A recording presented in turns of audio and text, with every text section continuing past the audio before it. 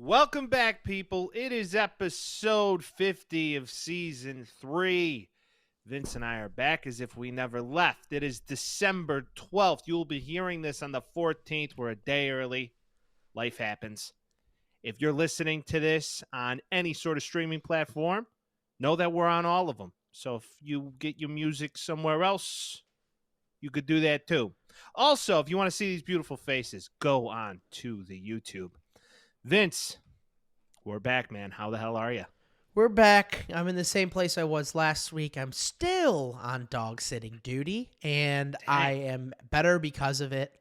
I've realized a lot of tribes and tribulations of dog ownership, some that I enjoy, some that I don't, one of which is that I try to lead a busy life, and that makes it difficult because I just want to hang out with this homie all day, my little buddy Ben, but I can't, so it's okay. I fed the man, and now we're ready to record a podcast, so here we are. Everybody, the Uncle Buck of dogs. This is Vince, right? He is the Uncle Buck of dogs. Your cool funkle. I don't give a buck. Yeah, that's probably what I'm going to end up being because I'm going to be forever single, so I'm cool with it. Funkle? Yeah, I'm fine with Funkle? that. I'm fine with that. Well, I mean, hey, you could be like Uncle Mike, right? There you have it. You could. Boom. Yeah, so for the people that need to know, he's starting to call himself in the third person Uncle Mike, and it's making me goddamn sick. It's absolutely it's great. brutal. It's great. It's wonderful. You're disgusting. It's wonderful. I think it's great. Anywho, well, I'm happy to hear the dog is doing good. You're in a new location. Have you explored locally? Is there anything new and exciting in the great town of St. Charles, Illinois?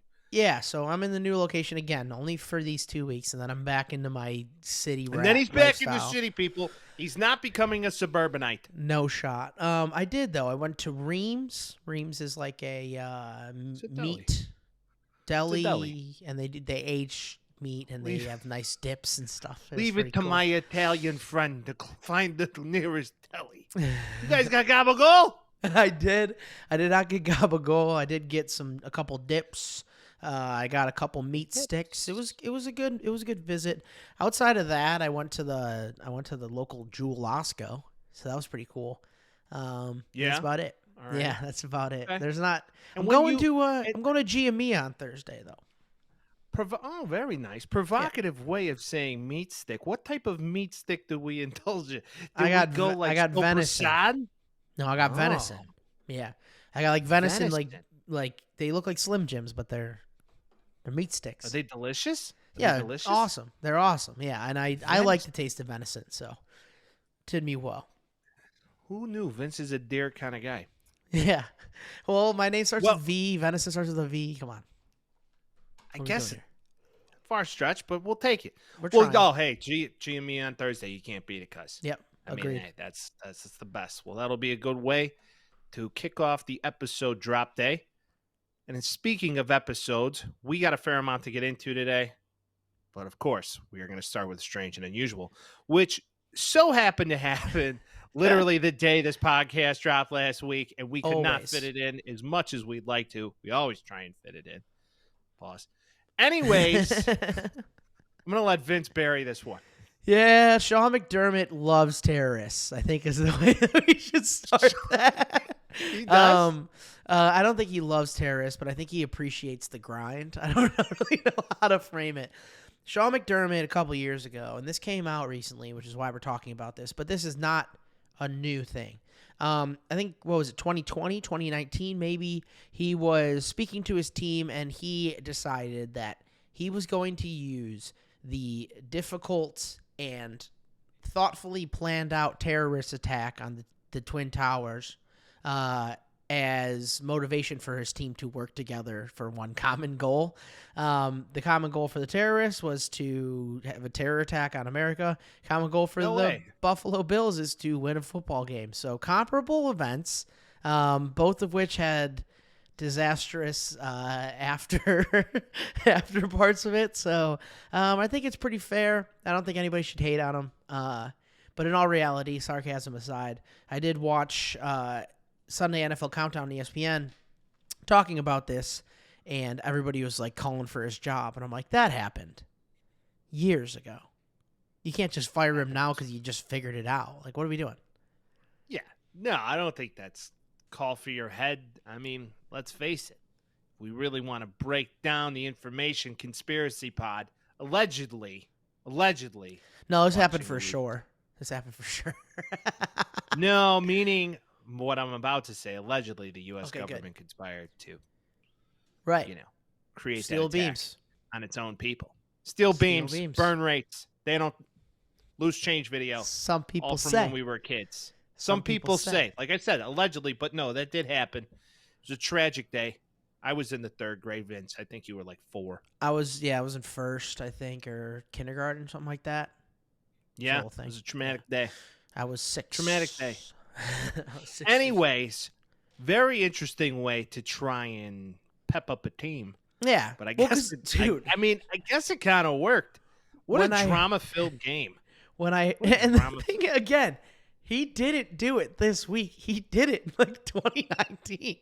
But the first time I heard it, I thought he was comparing it to like the first responders and how they responded to it, and I was like, oh, like New York, He went dark. New York strong. He was like, no, those terrorists knew what the fuck they were doing. They all had a game plan and they pursued it to perfection. So good for them. And I'm like, yeah, okay.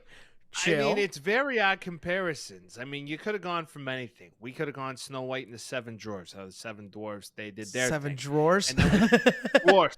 They were dwarves. Okay. Technically, today, Vince, they would be little people. Okay. Yeah. All right. You So can- shut up. Anyways, no, it's true. Hey, Snow White, you got those guys. You could use those. Yeah. The little giants, perhaps. Or like those guys that went dark. create like dirt houses on YouTube and get millions of views. They work together. They You ever work see those together. videos? You gotta Those make are a pretty house fun. out of dirt. You got to figure it out some way, right? True. Yeah, but this was just so this happened in 2019 because I read the article. It made it seem like it happened 2 weeks ago. no, it did not. Oh. 2019, 2020, something like that. It just came to light recently because of something. I don't know exactly what ended up happening. But yeah, that it was like Sam Ponder's like he should be fired, and Schefter's like his job weighs in the balance. I'm like it Oh. probably has something to do with the fact that they're not performing as well as they usually do. Shout out Sam Ponder. But as of recent, they're playing very well anyway. So maybe that was kind of the kickstart they needed. It's like everybody's Wait. hating on our coach for talking about one. Yeah. Squirrel moment is Sam Yep. Ponder, Christian Yes. Ponders. Oh, Yep. no kidding. Good for Yep. that guy. I know. He I sucked at don't. playing quarterback, but he got I him. don't care for Hey. Sam Ponder personally, but if you want to come on the taxi squad and fledge it out, I'm happy to talk to you, Sam Ponder. Oh wow. Well, maybe we have a rival of the podcast. We may be out there. I'd be down to have her on. Anyways, Sometimes the comments piss me off, but it is what it is. so I think this is a great segue. Yeah. So both of our strange and unusuals are slightly related today. One Okay. has to do with a head coach talking about a terrible event Yep. in the U.S. and then how Oh, those I see what you're people saying. who attacked the U.S. created a team together to Yeah. get to the ultimate Great goal, which teamwork. was a So bunch of fucked versions. up. Anyways, but if we're speaking, What's your takeaway? They didn't have sex. It's like, dude, they No, blew that's up what a they building. no. I they- know. Listen, I they know. believe if you die in the name You of go the to the religion, land you get of like 1,000 20 women virgins or something like that. Yeah, but they don't yeah. specify what kind of virgins. What if they get there and they're all Star Wars dorks? It's like, hey, do you want to go watch episode 8? A hole's a hole. It is what it is. I'm sorry. Anyways, I'm sorry. I'm like sorry. I said, they're related. Squirrel moment, but it is related to the Bills and the Chiefs. No, we're not going with that one. No, we're not. But you want to know what it is? It's a goddamn conspiracy, and that's how it's connected. Oh, because I thought conspiracy you were podcast. going that way. We're going to get to the Bills and the Chiefs in a moment, but it's not as strange as this one. What's strange is the Super Bowl logos. You sent this to me. I saw it previously. I do think it's wild. Super Bowl logos obviously come out in the beginning of the year sometime. 2 years ago, what was that, 2 years ago, almost 3 years ago, the Bengals and the Los Angeles Rams played in the Super Bowl. Super Bowl logo was orange, reddish orange, and yellow. Those are the colors of the teams. Last year, Eagles versus KC. Eagles, greenish, bluish, whatever the color is. KC, red and white. The color of the Super Bowl logo, bluish green and red. This year, it is red and purple. Two of the best teams in the league. I think they're both number one in their respective conferences, San Francisco and Baltimore. Some people are thinking, hey, maybe this is just they put it in. The script's already been written. Those two teams are going to the Super Bowl this year. Is it true? I don't know. Is it a coincidence? I would probably guess so. Also, sorry for the dog pause in advance because you might hear that. Hey, throughout. the dog. Hey, I'm screwing up hooks. He's pawing around. We're all good. Listen, with all that being said, Conspiracy Pod, I mean, they always have said the NFL is potentially rigged. A lot of people say all professional sports are rigged. Maybe this is some way. It's like the guys who believe that they figured out decoding the lottery. It's like you didn't figure out how to decode the lottery. You're an asshole and have too much time on your hands. And I'm kind of going with the latter on this one. Okay. Because I don't believe anybody could oh, yeah, we're going to put the colors in before as like a sneak peek. What is this, a movie trailer? No. Get the fuck out of here. I'm just saying, though. I want to know when it comes out. So, Super Bowl 58 logo revealed for the first big game in Las Vegas. That was released on February 14th. So that was right after the Super Bowl. Right after the Super Bowl at the beginning of the year. So they couldn't have known that the Ravens and the 49ers were going to be... I mean, they knew they were going to be good. The thing is with this one, too, and I don't believe it, but red is in a lot of teams. Like, you can find a lot of teams that have red in their logo. Purple is pretty specific to, like, one team. Is there another team with purple? Oh, Vikings. Vikings and Ravens. That's it, I think. Well, what, to your point, it's a little obtuse. Yeah. It's a little obtuse for me. I don't believe that this is a true story. What if, to your point, what if it was what if they end up going? Well, then that's going to just add fuel to this fire. 3 times the charm. It's going to really... I guess it's the shade of the color that matters. Because if you look at the updated logo, it does, in fact, look like a 49er red, and then the purple does look quite like a darker purple as the Ravens would be. So the shades have something to do with it, I guess we could say. I mean, it is kind of a coinkydink, though, that both teams are competing. Now, do I believe after last weekend that the Ravens are a true contender, considering they almost beat a 500 team? Nah. Hey, it's the end of the season. Let's face it. If they played a team like the Chiefs, I don't think they'd win right now. They played. And what about the Chiefs? Like, a lot of teams lost this weekend. You can't really make that statement because then the Browns might be the best team in the league. Or like the fucking Jets. The Jets put up 30 on Houston. Maybe the Jets are the best team in the league. I don't know. Personally, in my eyes, I'm thinking it's putting the cart before the horse because we always know there's a team that comes in last minute. We still got a fair amount of football to play. What do we got, 4 or 5 weeks left? We are in week 14 right now. I think we're making picks for week 15. So 15, 16, 17, 18. Good math. I like it. Yeah.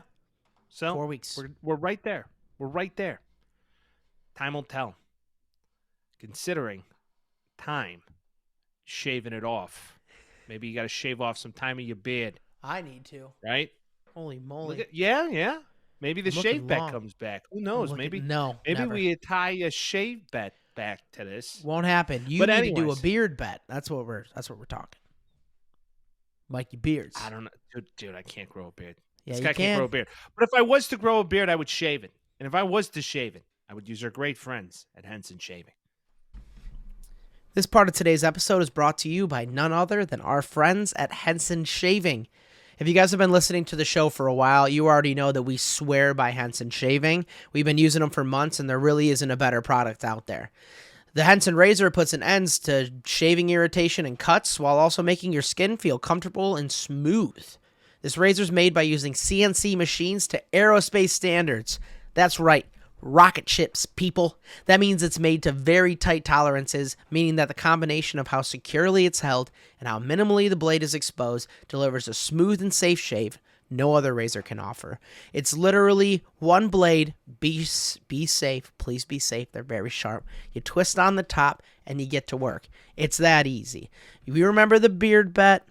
You remember me shaving off the whole thing. If you need to watch somebody use it, go on my Instagram and check it out because it's really that easy. Cost of ownership averages $88.20 every 2 years, which is essentially $177 less than normal cartridge razors. They're sustainable. It's precise. It's Henson shaving. It's got a nice weight to it. It's made out of metal. None of this plastic garbage. So please use the promo code THETAXISQUAD, THETAXISQUAD at checkout, and you'll receive a 100-pack of blades free with the purchase of the razor. So you go on the site, you add the razor that you're looking for, and then you add a 100-pack of razors, you'll get those for free. For most users, this amount of blades will last you 2 to 5 years depending on how often you shave. So that promo code again is the Taxi Squad at HensonShaving.com. Go check it out. It happened, Mike. Jayden Daniels, Heisman, called it, told you. Fucking robbery. Fucking robbery, okay, bro. Was Penix more important to his team? Probably, yeah. They're a better team. But as leads the league in passing yards. I know, but it depends on what type of passing yards you're talking about. That's the whole thing. High-flying Pac-12 offense, very good, undefeated. It's hard to argue it. But if you're looking at passes over 20 yards, if you're looking at passes in tight windows, like Jayden Daniels had that shit on lock. I think this was kind of like a means to an end about 2 weeks ago after he had a couple good games to finish out the season. I liked it. I think that he deserved it. I think Penix also deserved it, but that happens every year, does it not? Like it's two people deserve it and one person gets it. Well, last year made a ton of sense. Caleb Williams made a ton of sense last year. Yeah, sometimes it's easier than others. Yeah. It just did. It made all the sense in the world. You weren't questioning who the Heisman winner was. This year, I understand there may have been a little bit more parity, and I get all that. There's like Peyton Manning and Charles Woodson, right? Like they did that. I don't know if you saw a documentary, but that was similar too. It was like both of them deserved it, but you gave it to Charles Woodson. But they played two totally separate positions. Right. That's my biggest thing. That's a good point. Two totally separate positions. It wasn't like there was like one you could have given them their case that, yeah, okay, fine. But, you know, when the best school you play all year is Bama and Ole Miss and Florida State, I mean, that's Bama? really it. Yeah, they're not good. Yeah. Well, no. But they lost, meaning they didn't win any of those games. That's true. So when you don't beat your toughest opponents. Sure. That's a team game. And then you blow We're talking it up about player. What do you want the argument to be? Because also, like, we go over this with MVP, too. It's like if you look at it and you're like, well, the team lost. And you're like, well, shit. What player had the largest impact on his team winning? You look at the games Michael Penix Jr. has played in this season. Oregon twice. Oregon State. I mean, yeah. All close games, great games, battles against teams like USC when they were playing. That was a 3-point game. People back don't when remember they were that. good. There was a 1,300 total yards offense that game, and he accounted for a large portion. Well, yeah, of that. I mean, USC is like a constantly good defense. So, no, it's not even about that. I'm just saying when you look at the challenge each player went through, Michael Penix could be argued to have the toughest overall challenge on the season and made the majority of the plays to keep his team in an undefeated record. Yeah. I mean, we've talked about the Pac and how good they were this year, like for sure. Like there's no denying that. They're arguably the best conference in all of college football this year was the Pac-12. I am inclined to agree with you there as well. The number we cannot defy the laws of math. That's true. Well, I mean, this is the argument that you can make too. It's like FBS high 50 total touchdowns for Mr. Jayden Daniels. That's a thing. 40 passing, 10 rushing. 5th SEC player to do so. So if you're talking in the likes of Vince Young, Joe Burrow, Cam Newton, Tim Tebow, all Heisman winners, Tim Tebow didn't really deserve to win the Heisman when he won the Heisman. He deserved it the year before, but he ended up getting it the year after, which is another argument. So, I mean, you look at that, you're like, okay, good. He 4 touchdowns in 5 straight games across September to October. Granted, some of the teams weren't that great. Like, he has a good case. 70 completions, 20-plus yards this season, most in the FBS. Like, I don't know. Watching him play, it kind of felt like it was going that way. Obviously, the narrative steers it. The narrative seemed to be there early and often, and that's what ended up happening. And it's the Heisman. It's like it's at the end of the day, it's like opinion-based award. You can't just give it to a guy based on statistics alone. I don't know.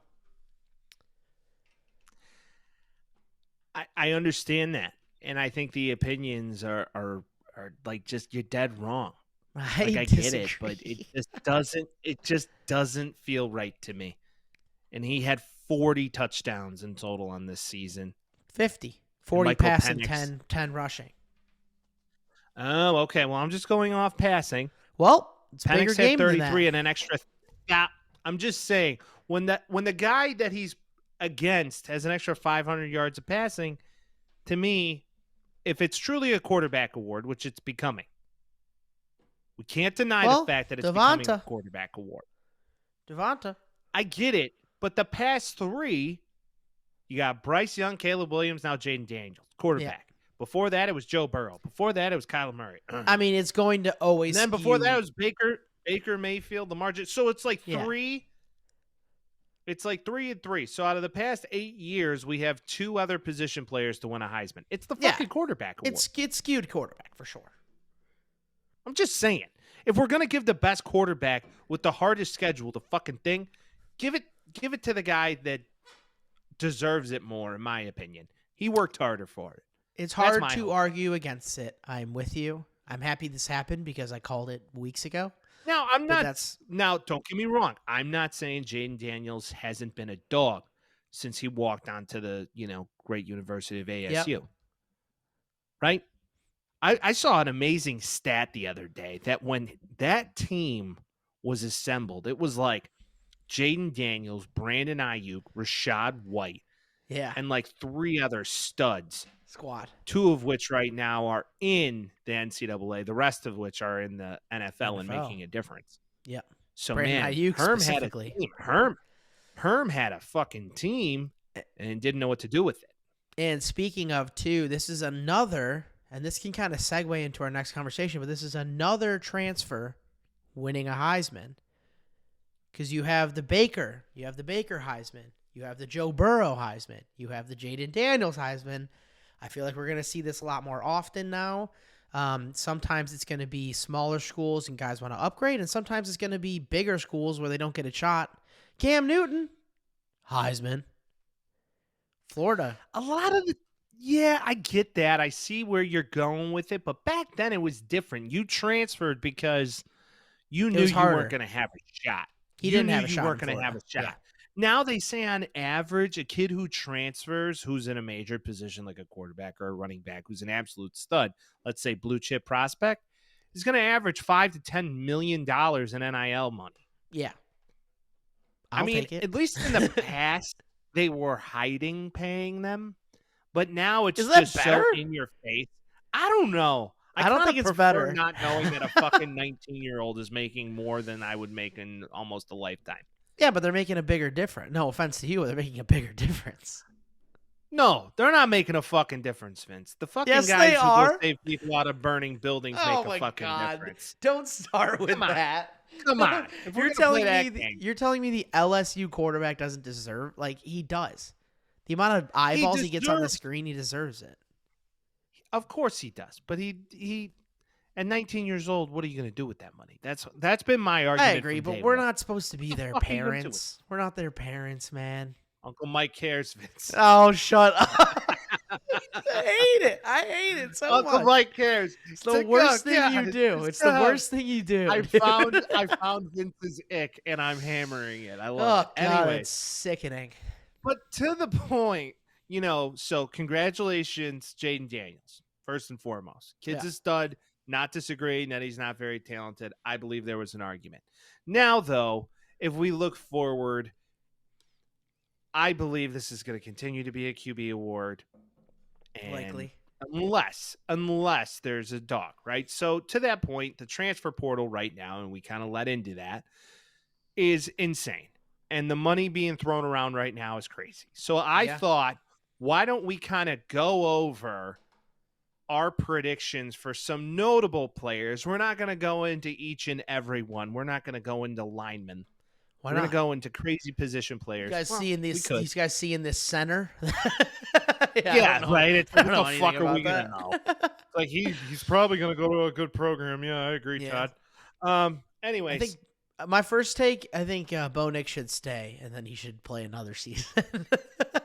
I don't think he doesn't have more years. Vince. Did you notice? He's out of years. During the Heisman, it was like blah, blah, blah, and his parents, and blah, blah, blah, and his parents. And they're like, Bo Nix, his wife, and his mom. And you're like, oh, yeah. Well, he's 25 years old. He's full-ass married because he's a grown man.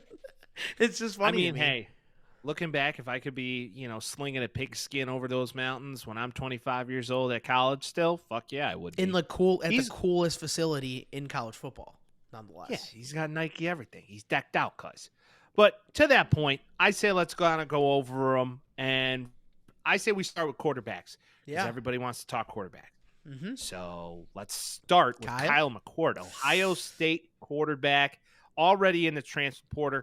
I'm hearing that he's going to go to Miami. Florida, correct? That's the latest and greatest. Of Ohio. Yeah, Miami, Ohio. I can see it. Yeah. I mean, he's moving because somebody's behind him, right? That they're probably going to bring up. You got to assume.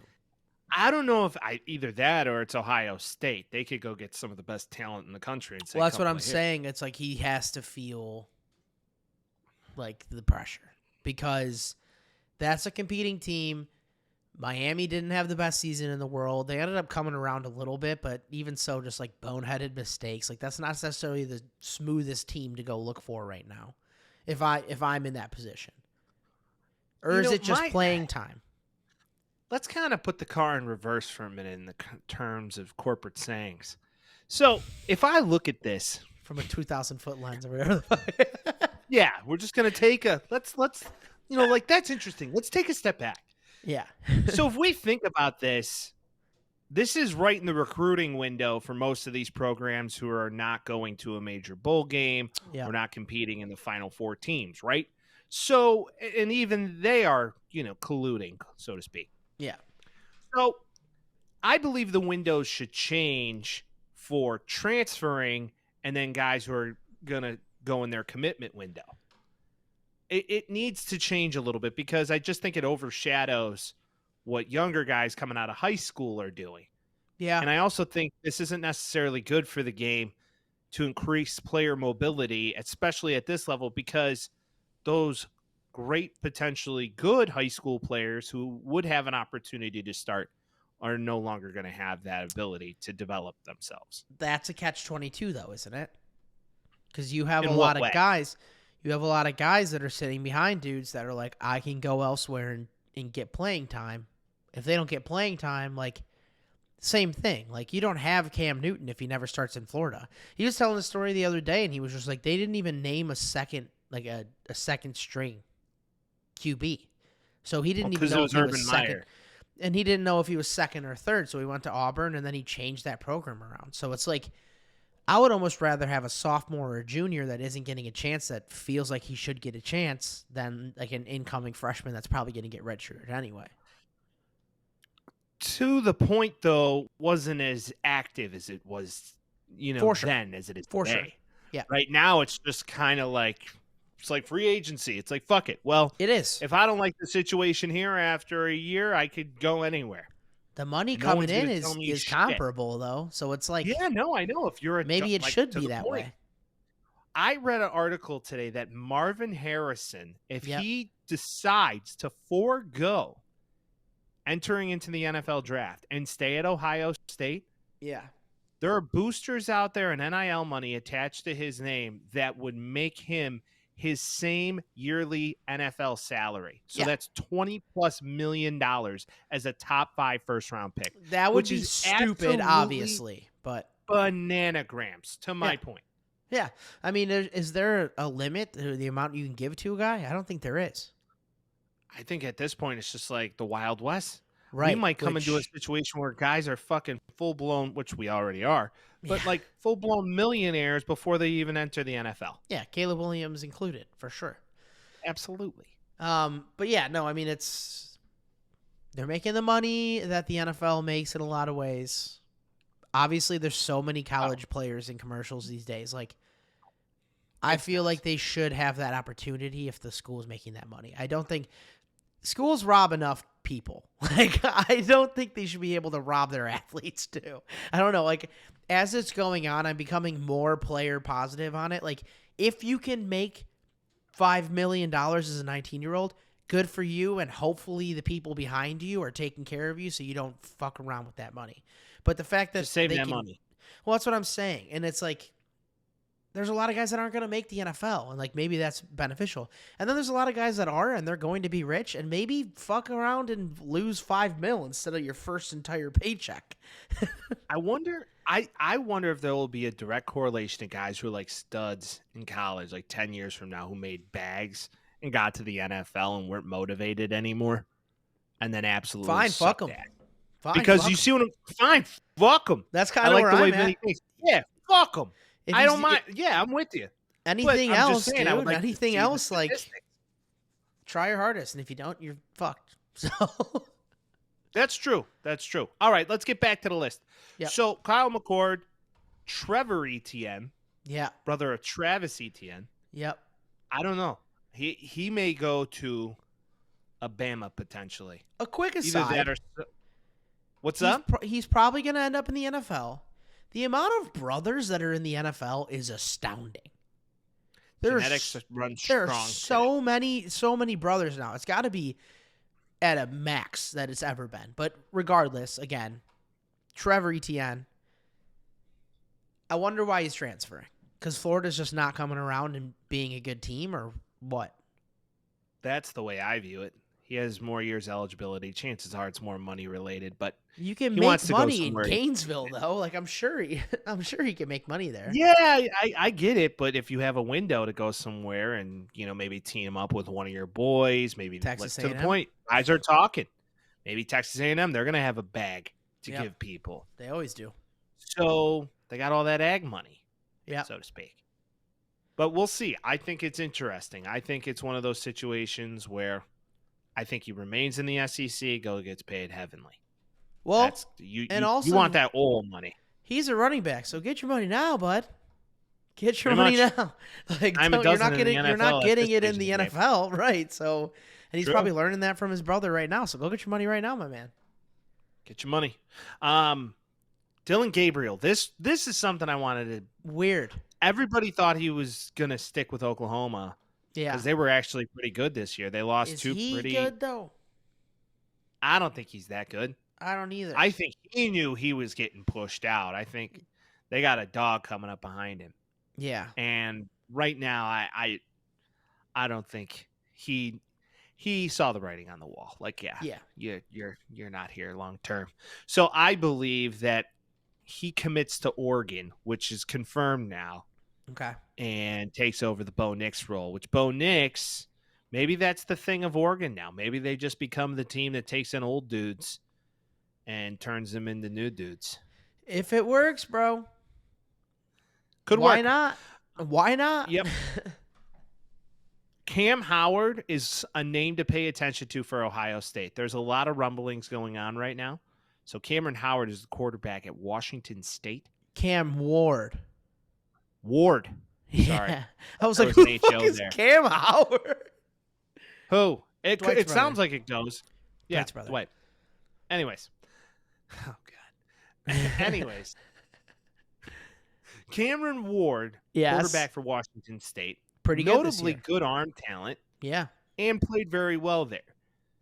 A lot of rumblings that he's going to Ohio State. Really? Well, I mean, they need Oh, yeah. somebody. They need somebody, and I think he's probably better than Kyle McCord. Kyle McCord was not very good this year, so I think they're probably happy he's leaving. Or they told him, hey, we're going to find a replacement for you, and that's why he's gone. I get a new quarterback. Who's your quarterback, Vince? Riley Leonard. Oh, that sounds like the most Notre Dame shit of all time. It does. Yeah, it's very like I play for Notre Dame and my dad is a trust fund baby. But yeah, the thing with this guy is he didn't start for Duke this year. That was the job of Grayson Loftus. Riley Leonard in limited time, 1,100 yards, 3 touchdowns, 3 interceptions, 72 QBR. Don't know what to believe about it. Junior this year, so senior next year. I'm interested to know if he's going to be any good. I don't know how to feel about it. I'm pretty in the middle. His passer rating is good against really bad teams, and it's dropped against good teams. Well, I'm like, Notre Dame plays a lot of fucking good teams every year, so that's going to be an issue if we don't. Do they, though? They do. They, Vince? Yeah, they play one good team every year. No, their fucking schedule is pretty good this year. They lean on the side of playing better teams than bad teams, for sure. They mix a lot of conferences, but they play a lot of good teams. Yeah, I guess you could call it that. I mean, they get their one big Michigan and then play like, middle of the roaders. Well, they played USC. They played Ohio State. Like it depends. Yeah. Oh, and I've been saying USC is such a good team all year. They've been saying like every team does that, dude. Every team does that. Every team gets some easy games in there, gets some hard games in there to try to plead their case, obviously. And not being in the same or in a conference like gives them the opportunity to play whoever they want, for better or for worse. So this guy, it's going to be proof in the pudding, I think, but I don't really know what to expect from this guy at all. Hey, had a good year for a basketball school. So now that you can actually go play at a football school, who knows? And their coach went to A&M. Yeah, you're still going to probably be in the Potato Bowl. Probably. But their coach went to A&M too, so they're probably switching up a lot of things out in Duke. Maybe. I forgot his name, but he'll probably get fired in a couple of years because they'll still fail for some reason.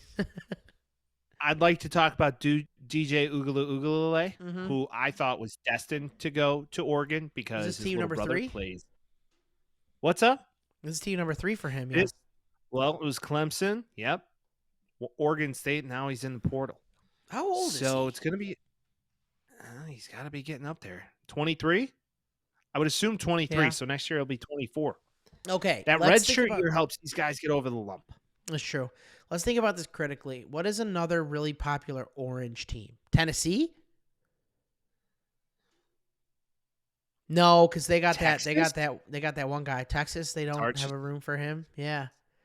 Because he goes from Clemson to Oregon State, both majority orange teams. It might be who of us just sprinkle down some orange teams. Maybe Oklahoma State. Could. Maybe he's just like, black and orange is my thing, and that's what I want to play for. Could be. Maybe, go to the SEC. No, they're staying in the Big 12. Yeah. So you go run it in the Big 12, you play Dion a bunch of times. That's fine. Who knows? Speaking of, remember we talked about him every week? That was fun for 3 weeks. It's kind of the fall from grace for him is pretty impressive. I mean, the whole calling guys out the first 3 weeks was like, yeah, he's a tough coach. And then it was like the rest of the season, he's just like, my team fucking sucks. Yeah. This is what we should have expected, right? We should have expected that. And I know we're going on a tangent, but we should have expected that. They won one fucking game last year. They won 4 this year, which is 4 times better than they were last year. Still, for what it's worth, it is a come up, but it was just too much too fast, and everybody fell off of it very quickly. Very quickly. Yeah, that bus kind of fell off the tracks pretty quickly. There ain't no doubt about it. Why was a bus on the tracks? Car. Is that better? Train, dude. Well, like the train car. Never mind. Okay. Shut up, Vince. This isn't a fucking grammar podcast. What am I doing? This isn't a fucking speak English podcast. This Get guy through stinks. it, Mike. You and your fucking phrases. Anyways. It's the way she blows, boys. Anyways, moving Heyo. forward, Tyler Van Dyke, another Yeah. long neck king on his way to Heyo. Wisconsin. Which Yeah, they have he's just disinterested in having a good passing game, I guess, right? Yeah, Wisconsin we'll can't see. throw the ball well. Last guy in Wisconsin that could throw the ball is Russell Wilson for sure. I just think a lot of these guys trying to keep their commitment up and say, hey, you know what? It's maybe my only shot to become a backup in the NFL. Do what he can, right? True. Because Yeah. who's going to believe that, right? Next season's not that. Now, I would like to show some love to none other than Will Howard, Kansas State quarterback, because he's looking at committing to USC. And this could be something. Because he broke like Kansas State records for quarterback, which to me, we'll see. It's not Caleb Williams transferring, but it's something. Yeah. But it does show the fact that you're not fully in on your 5-star blue chip recruit, Mordecai Nelson, who will get the start in the whatever bowl this upcoming week or next week. Yeah. So it'd be the interesting to Pasta see Bowl or how he whatever. plays because, it'll be the Pasta Bowl or the Potato Bowl or the Sun Bowl Mayo or the Bowl. PlayStation Bowl Yeah. or the Horseradish Bowl. Pick a bowl of a condiment. They got one, right? Yeah, right. So with that being said, these are our fun talk for transfer portals. It Now- is crazy. It'll be chaos for the rest of eternity. But Drake May declared It for the will be. NFL draft, so congrats to Drake May. You know, he's technically only a sophomore. I do know that. He's a young guy. And a lot of I don't people know, man. a lot of people are good on that for a team that needs to get better because he's going to be young and he'll probably hit his prime when the team's supposed to be good. That's the idea. Bears aren't getting him, so it's fine. But We got a North whole Carol- lot to talk about in the Bears front. I think we have to introduce an entire Bears corner. I think we do. We haven't done it in a while, but goddamn if it's not that time yet. It's almost there. We always But- talk about the draft. Fields jersey. Show the people. Heyo! There it is. Number 1. I've been having this in my closet for a very special day. And as an emotional Bears fan, we'll get into it later. Now, I'm conflicted. to talk about a topic that I'm not very interested in, we'll The transition to the NBA. This was the you won first place in a halfway award, I guess. What is No, the this? first this quarter halfway award. turn? It's the The first in-season quarter- tournament. Are they gonna go with a fucking champion for every quarter? Dude, What type of millennial the- shit is this? Nope, this is the only time it happens this year. The Los Angeles Lakers won it, which is lame as shit. But it's okay. Of course. One thing I did learn today is that the Los Angeles Lakers will also be raising a banner in the crypto.com arena or whatever it is for this, which is hilarious. And again, I enjoyed watching this. I found it to be a good product. Don't raise a banner in a historic place with what? Like how many have they won? I forgot how many, 11, something like that. They've won so lot. many championships. Yeah. And they're putting the in-season tournament. My second take on it is Anthony Davis decides when he wants to play well, and he might be like top 3 in the league when he plays well, but it's only every now and then when he decides to. And the third thing is LeBron annoys the fuck out of me, and now he has another feather in his cap or whatever the fucking term is. How and is I this hate a it. feather? This is like, oh, never mind. I know, but he's gonna be like, I won the first in-season tournament, and you're like, go back to the barbershop. I hate you. If this like helps cement his It won't. It doesn't. legacy, No, doesn't. no. Let's just start with absolutely not, because he's been playing for a very long time. Yeah. Right? Transcended generations. Not saying the man's not incredibly talented. He He is. is. He's still good for his age. Yeah. It's very Tom Brady. He's the best ever at the age that he's But, at. he's a giant bitch. So he's Tom Brady in heels. That was So a quote. That was a he's- quote, by the way, that you just said. You didn't say that he's a bitch. That was just an Ime Udoka quote. No, yeah, bitch ass boy. I love you, Udoka, for that. Anyways, I saw the picture on ESPN today. It was like LeBron and AD finalized the first Q championship. ESPN like- is the worst. And I'm like, and it shows them, I'm like, that's like the last time those two are going to be healthy on the court for a long time. Ever. Yeah. They Because won now one there's going to be stupid load one in management. 2020, and yeah. And now it's just like being on the third place podium, biting the fucking and just blasting yourself with the champagne. That's Uncle Mike's favorite meme. He's catching on to it. He's catching on to it. I hate it. He's catching on. It was Uncle cool. Mike's favorite meme. I think it was a good opportunity for a Pacers team that's young. Tyrese Halliburton got kind of pushed into the spotlight, which is good. Like, Halliburton's the dog. He's so good. I've been saying this, and some people can argue differently, but they did get Tyrese Halliburton from the Kings in a trade with Domantas Sabonis, who is on the Kings. Okay. If they can have that back, they probably would. Him and De'Aaron Fox playing together wasn't great, so I get why they did that, but if they would have sent De'Aaron Fox to the Pacers and they would have had Halliburton and Domantas Sabonis, the Kings are good, but they might have been even better. So this was kind of a coming out party in the national spotlight for the kid. He is incredible, and I think anybody that watches the NBA really knows that.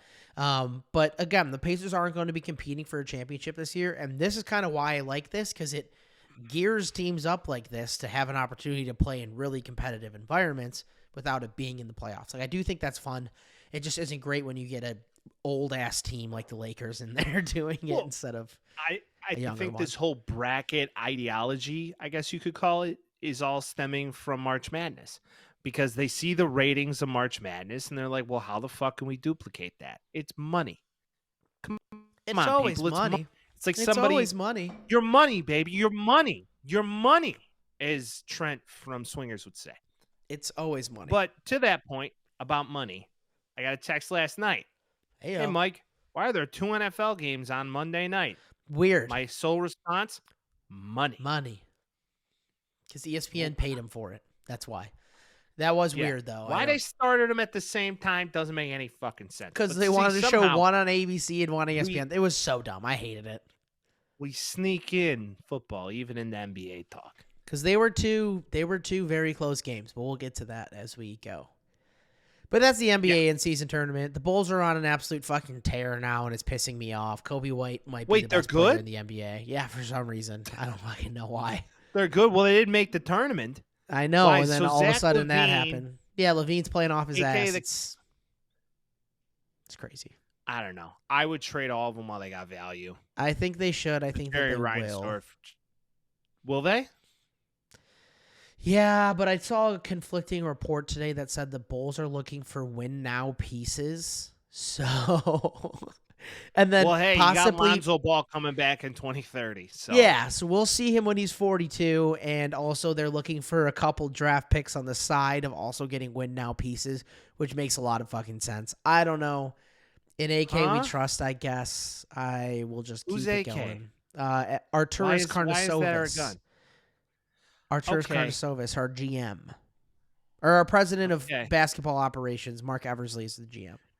I mean, is it wrong to say I'd take more Gar and Pax right now than I would anybody? No, that is wrong. They're the worst. They stunk. Are they worse than what we are now? We're fucking horrible. Well, I mean, it's the same thing, but I'm not going to go backwards. I'd rather go forwards to something else. It's not any better. It's not any worse. Go dig up Jerry Reinsdorf's old guy, and we'll just put him on Krause.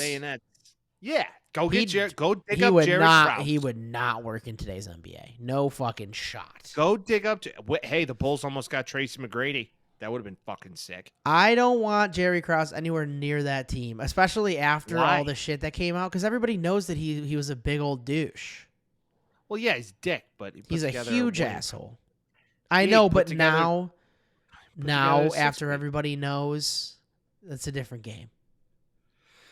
Just saying, Vince. Okay. Just saying. Go dig him up. I think he's dead. He's dead. I think AK was good, but the minute AK leaves Denver, they end up winning a championship. So I don't fucking know. It is. So chances are he's not that good. But he built that roster. So that's the hard part. He built the whole roster. Yeah, because he won with a pick that, I mean, come on. Came out of nowhere. No one expected Jokic to be Jokic, right? Correct. Nobody expected that. So, sometimes lightning needs to strike, and the Bulls haven't had anybody to have lightning Derrick strike. Rose. Who was Derrick Rose, and then that we was drafted lightning. an Eastern European who was supposed to be the guy. What was his name? Mirotić. Mirotić. And then Bobby Portis punched him in the face. Right. So it goes to show you, like, the Bulls could have. Mirotić is coming. Mirotić is coming. Keep Bobby Portis. He's the next Tony Kukoc. Nobody was Tony Kukoc, for the record. Yeah. Right. They also had a with guy all named of Michael Jordan who was pretty fucking good as well. Yeah, they also had the best player to ever live. Yeah. I digress. Now, I will say a fun thing for everybody to look up on the internets is the Phoenix Suns DJ sampled Steve Kerr's quote That was awesome. at the halftime show, and it was one of the best mix-ins I've heard in a long time. Yeah. Did If we you talk? know me. I don't know if we talked about that. I don't think we talked about, because Steve Kerr was saying that it was like a club going into the Phoenix, and it was like distracting and brutal, and it was a club, and then he literally chopped it up and put it in his set. It's fantastic. I mean, now they have to do that against the Warriors for sure. Like he needs to play that against the Warriors. What's great now is every time they play the Warriors at home, they could just rock that all night long just to poke them. And I would turn the fucking music up to 10 in there. I agree. It would just be obnoxiously It'd be awesome. loud. Yeah. There's a halfway decent house culture out here. It's kind of cool. I believe it. There's a party atmosphere that you don't get in the winter months of Chicago that you can have year round out there. Yeah, correct. There is. Correct.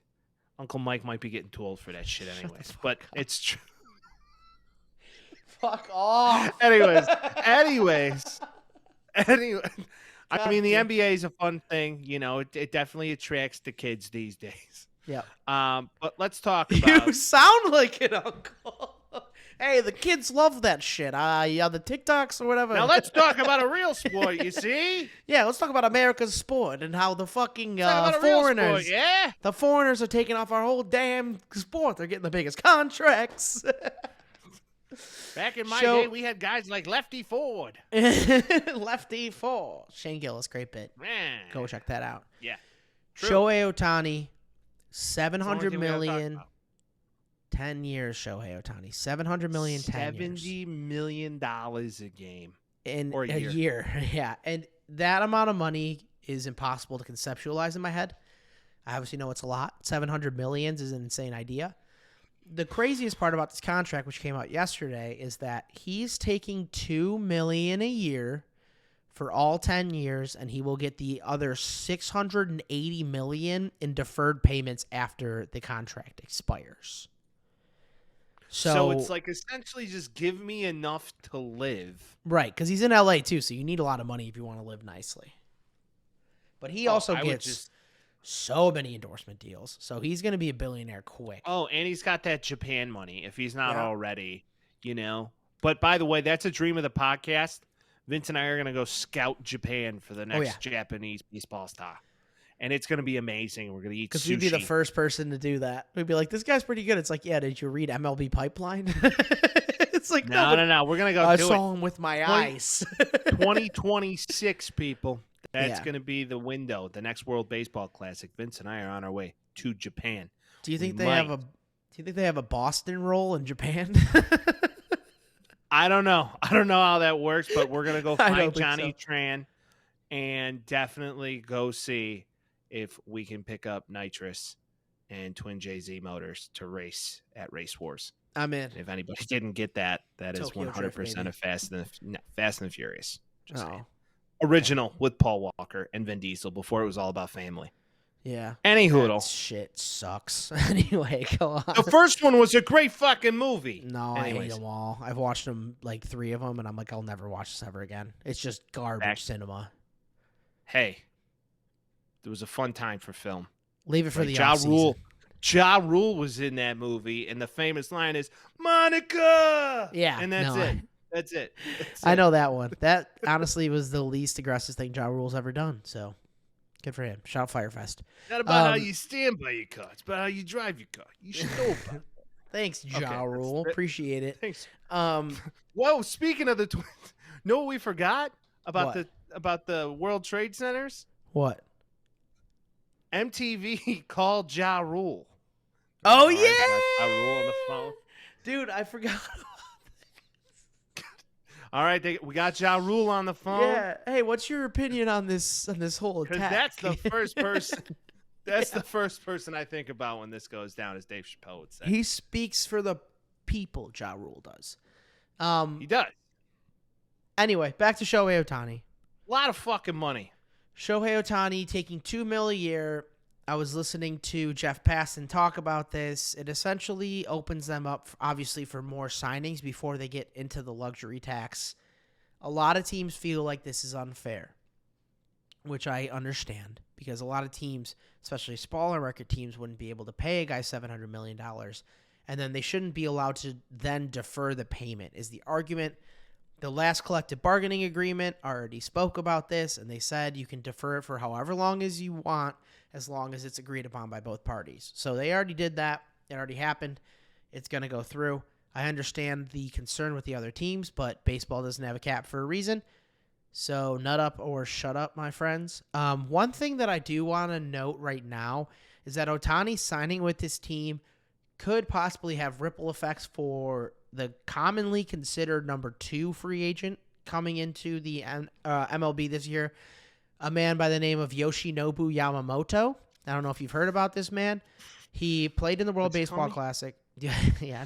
Oh, was he the lefty who was he's a righty. Everybody? He's a righty. No, Okay. so that was, are you talking about the third baseman, the hitter? Yeah. So he still has like 2 more years, I think, in Japan before he can come over. But this guy, He's chunky. He's a big chunky boy. one. He's a thick man. Chunky Yeah, guy. I went on a rabbit hole of Japanese baseball players like 2 or 3 days ago after this happened. So, regardless, Yamamoto, he played for the Oryx Buffaloes. He is 25, won the MVP of the league and the Sawamura Award, which is Japan's Cy Young, in each of the past 2 years, won the Triple Crown in each of the past 3. So They're saying that he has the opportunity to jump to a number 1 or number 2 spot right off the bat. Like, he's immediately a top 2 starter for a team. Interesting. Well, the Giants are always right there, right? And they fired their handsome coach, Gabe Kapler. Yeah. Doesn't make a ton of sense to me. No. But at the end of the day, I think that these guys are all. You look at Kosuke Fukudomi, you look at Taro Iguchi, Matsuzaka. you look at certain guys who maybe they come in, right? And maybe they make an immediate difference. A lot of the times they're not Ichiros and they're not Hideki Matsuis or That's Ohtani. true. I feel like you get like one major Japanese baseball star like every 5 years now. Do you think that was then, though? Because they did have bigger restrictions about guys that were able to come to the MLB, and they have loosened those since then. True. I see exactly your point, but I just believe that a lot of them can't adapt to this level. How many of Cubans playing the best were talent. playing well in True. 2005? Or Probably Dominican a guys? lot. I'm just saying A lot. it changes the way that the game's I grow. mean, Like, it's fucking huge in look Japan now. Look at, It's huge. Look at Jose. Japan has always been baseball. But now it's more I mean, than ever. there's- It's growing exponentially, is what I'm saying. Well, it's insane that it's growing because 20 years ago it was still the sport in Japan and most of Korea. Yeah. So if you look at that, it's interesting to say the least. But I'm most I'm of the still under bottom impression half every of 5 Korea, years. I want to make that clear. Well, the guy who signed with Boston last year, what did he do last season? Not a ton. Young man played okay. I think he had 270, which was all right. But that's just a number in my head for some reason, so don't fact check me. Yeah, once again not a world beater as Yeah. Ohtani is blowing up. That Right? being I mean, said, he's though, he wasn't expected to be as good as this guy. Like, this guy's like, holy How many people shit. are? Well, that's what. No, so not Ohtani, I'm saying. This Yamamoto guy. Yamamoto's like the real fucking deal. Like, they're saying, like, holy shit. Like, he was out there throwing perfect games, like, constantly. Like, just unbelievable shit he was doing. So, there is a bit of a difference between, like, a guy that's going to be serviceable in the MLB to a guy that's going to be a star. Or, like, Kodai Senga. Kodai Senga was pretty damn fucking good last year. Let's be honest about that. Wasn't amazing, Well, but 2.98 ERA, 12-7. I'll take it every time. Here's a thing that many people don't understand. I feel like more so than in any other league, the scouting is there. And Yeah. not only that, but looking into analytics, the thing the White Sox don't believe in. You're not supposed to have one of those. You're supposed to go off feel. Got it. But in an analytics-based game now, which it has become, it's probably the cream of the crop in the MLB because a lot of people get paid a lot of money to scout against other teams. Probably not that way in Japan. Just going to say it out loud. Different markets, a lot different overall. Yeah, it could be, though. Who really knows? Well, hey, in other news, the White Sox signed Max Stassi. Hey, but the Braves are paying $6.45 million of that deal, which means the White Sox pay $744,000, which is the league minimum. So Jerry Reinsdorf probably creamed his pants. Now that is a deal. He probably took about 15 gas station boner pills just so he can cream himself. Excuse my French. Just give them all free tickets so they'll buy us out at the end of the year for food. That's literally what they did. You're right. You're right, and I hate that guy. We're terrible. Give everybody free tickets, and then eat the food. All right, good concept to get rid of the food, Jerry, because nobody wants to fucking come to the South Side of Chicago in October, anyways. That guy stinks. Well, hey, do you remember when the White Sox had like a memoriam for Eloy Jimenez after he tore his pec? Yes, did see on the that. field? It was like he died. They came out with like a signed jersey and a bandana and all this shit. Hindsight makes all of this so much worse, dude. It's so demoralizing. And that's the thing too. Like my mom likes baseball too, so she'll ask me about things, and every time she brings up the White Sox now, she's like, "Oh, like we have to do this again." I'm like, I know, and I don't want to sound mad, but like, it's so bad. It's really, really just so bad. Like, what are we supposed to do? My wife is a baseball lover. I can say that. Okay. And she just ripped me at the end of the season. Like I should post a video. Like she just goes in. She's like, "Wait a minute. You guys are hiring a guy who worked in the same system as the past guy, and you're promoting him, and you guys have sucked.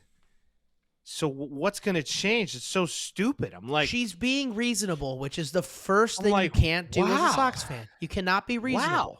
Yeah. I was like, there's a fucking thought. Yeah, I know, but that's being reasonable, and we don't have the luxury of doing that. We just have to go straight off of what would the old asshole that owns the team do, which is not good. Not fucking good. Yeah. No, it's never good. Get rid of him. But one day he's going to die. He's still meeting with Nashville, though, so he could be the Nashville Blue Notes or something along those lines. Yeah, one more nail in the coffin and just end it there. But if you're going to Nashville, chances are you're going to be partying. If you're partying, you should party hard. If you're going to party hard, you should drink Liquid IV. Wow, that was painful. This portion of today's show is brought to you by Liquid IV. That's right, the hydration brand we've all come to know and love is with ya boys. It's festival, outdoor party, and adventure season, and proper hydration is essential. You don't want to miss out on the summertime activities while they're still here. Liquid IV will help you hydrate and stay in the game. I've been using Liquid IV for a few years, and I found a ton of uses for it. Going to sleep after a day-long soiree. This is the product that helps me rehydrate and recover. I brought them with me on hikes, long bike rides, vacations, and maybe most importantly, bachelor party weekends. The beauty of it all is that Liquid IV comes in a small, convenient package that you just add to a bottle of water and drink away. One stick of Liquid IV and 16 ounces of water hydrates you 2 times faster and more efficiently than water alone. Get 20% off when you go to liquidiv.com and use the Taxi Squad podcast code, TAXISQUADPODCAST, no spaces, at checkout. That's 20% off anything you order when you shop Better Hydration today using the promo code Taxi Squad podcast at liquidiv.com. NFL talk. It is official. Now we can talk with our hands because a grease ball has taken over the NFL. Yep. So, turn on Pavarotti, turn on Andrea Bocelli. We are here for all of it because the Italians are taking over the NFL, and it's Someone about fucking throw time. on some fucking Dino. I'm In trying to this have a good fucking time. podcast, Tommy DeVito is a goddamn hero. We started with Rocky Lombardi. Now we're going to Tommy DeVito. No, I prefer Rocky still. Stay with the Illinois boys. Rocky totally has a better name than this kid. Totally. That's true. But we're not on the Giants yet because that's going to come up at the end here. So we're going to do. Not on it. Just had to bring it up. Right. Now, I'm with you. Like timeout, though. Can we discuss his agent who has a very not Italian name? His name is like Sean. He needs to chill. He needs to chill out a little bit. Coming out on the field looking like a fucking Dick Tracy character with like an oversized. He looked like he belonged. He looked like he was a caricature of an Italian man in like The Godfather or something. And it was funny. He's playing into it for sure. I understand where he's coming from like a marketing aspect, but like fuck you, dude. Fuck off. You're not the most important thing. You're just his agent. His dad is Italian as fuck by just being Italian as fuck. His agent's like, look at me acting like an Italian. I'm like, fuck off. Like, oh, even if he is Italian, like, you're trying too hard. Stop it. His father is the guy who drives 45 minutes on a Sunday morning to go get the good sausage. Yep. That's who his father is, yeah, right? They make homemade moots. They make fucking buffalo moots here. They could make homemade moots. It's not very difficult to make homemade moots. It isn't. You just need like milk. It's just very timely process. Yeah, you grab a cloth. I wouldn't you necessarily want to do. Get the curdles going. going. You get cheesecloth. You got to boil milk. You boil milk. You know, cooking podcast. Different story. Let's get to the meat and potatoes. Vince and I had a particularly horrible fucking week of picks. Both going 69. Hey, 6 and 9. Anyways, this was a good number in one way, but in another way, not the greatest thing you've seen in a long time. Yeah. So, and a quick update though for the people that need to know, our current record. Obviously, the difference is the same since we both went 6 and 9. Mike 120 and 88, myself 118 and 90. So 2-game difference still. 2 games all time. Uncle Mike leads. Anyways, we're gonna move on to our favorite thing in the world. Yeah. Skip it's it. The football. And or rip it. Starting off with the Patriots Steelers, both of which we took the Steelers. Money Mitch showed up and did not show out. Man. What a horseshit Where was matchup. this guy? Horseshit matchup. Bailey Zappi could be the starting quarterback moving forward. Looking to be the case. No. Ezekiel Elliott comeback game. Fun fact. The Steelers now, the past 2 games, have lost to 2-win teams. So who did they lose to last week? The Cardinals. Oh yeah. So 2 weeks in a row they lose to sub 500 teams. And a lot of people are questioning Mike Tomlin. A lot of people are questioning their wide receiver group becoming a bunch of fucking prima donnas. A lot of people are questioning George Pickens. A lot of people would say that this could be terribly Trumpy, but I digress. They're questioning Mike Tomlin, and they're still 7 and 6, and that's how you know that it's a franchise that's used to fucking winning, which is sick. Spoiled. Another franchise that has been, in comparison, relatively recently, used to winning every single year. On the other side, who are not. They're 3 and 10. They are absolute horseshit, and they're probably going to pick up Drake May this year. So I don't know if that's going to be Zappy for now or Zappy forever. I don't think it's going to be Zappy forever. I think this is just a case of 2 teams that aren't very good matching up, and one team didn't, or both teams aren't starting the same guy that they were in the beginning of the year. Kenny Pickett being out, obviously, Mac Jones being fucking bad, which we've been saying for years. Yeah, I don't think either of these teams should make the playoffs. One of them definitely won't, and one of them might just accidentally stumble into it, unless Flacco keeps being fucking Flacco. Flacco's been a dog. Yeah, which we'll get to. We'll get to the Browns, but to your point, I mean, hey, I don't think Bill Belichick's even going to be there next year. Probably not. I think Carolina might be a dark horse for Bill Belichick. Washington. And he gets from there. Full reins. Well, 2 owners who are aggressive and want to win. So with all that being said, yeah, I would have somebody money on Washington, because also another issue with the Panthers is David Tepper wants to make all of the moves and he wants to make all of the decisions, and goddamn if it's not working at all. So I don't know if he'd go there. I could see him in Washington, though. I could see him going back to kind of where he's from. Barely a move, really. I mean, it is a move, but in comparison, it's not that far from where he's moving from. But I could see him not on the Patriots next year, for sure. And I think it could be a mutual decision between the two parties. Are we going to potentially hypothesize who could be the head coach of this of the great Patriot organization? Does Tom Brady come back in like fucking knight armor? No. And he's like, I'm here to save it, Kraft. Hopefully it's Josh McDaniels. Hopefully they're like, we can fix him. Hopefully it is. So they're just brutal for years. That would be so funny to me. Watch McDaniels takes over for the next team and like absolutely tears it apart because he knows the, in quote, Belichick way. I don't know. I feel like you could see a homer pick there. Somebody comes back. Maybe Sean Payton jumps ship. Billy O. Who? Billy O'Brien. Maybe Billy O finally gets his crack at the apple. You never know. He's been back and forth with the Patriots for like 20 years. I was going to say, he was with the Texans. He was pretty good. So I could see that happening. But either way, we digress. The Patriots suck. The Steelers are worse than their record leads us on to believe, and they just might make the playoffs on accident. All right. Moving on. Second weirdest game of the week? Texans Jets? If Weird's getting smoked. What the fuck? Yeah. What the fuck? I'm just saying. I'm just saying. Mind you, a lot of injuries, especially on the Texans side. CJ Stroud does get a concussion. Previous to that, 10 for 23 with 91 yards. Davis Mills come in and mop up duty. 1 for 5, 4 yards. Good thing they drafted a quarterback. Long Neck King was not getting it done. I was high on Davis Mills for a little bit last season, turning out not to be the case.